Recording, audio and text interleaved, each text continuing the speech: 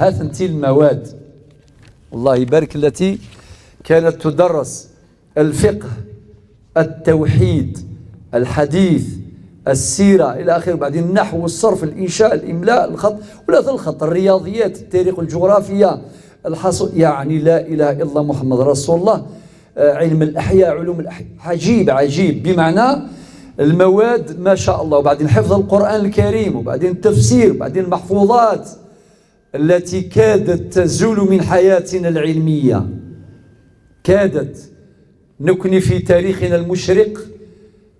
ماشي الباك سيزيام ماستر، لا لا لا لا، أشري الحافظ ابن حجر العسقلاني صاحب بلوغ المرام من أدلة الأحكام، فلان وفلان، الحافظ ابن عبد البر القرطبي المالكي صاحب الاستذكار والتمهيد.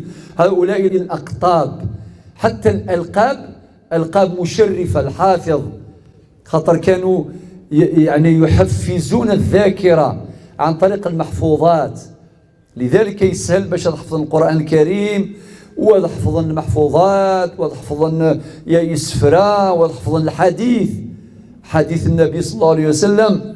هذا ميراث النبوة حافظوا عليه بحفظهم، فكان محفوظا في الصدور قبل السطور، في الصدور قبل السطور. مادة المحفوظات، المطالعة، التربية البدنية، المواظبة، السلوك، حتى السلوك كل شيء كاين.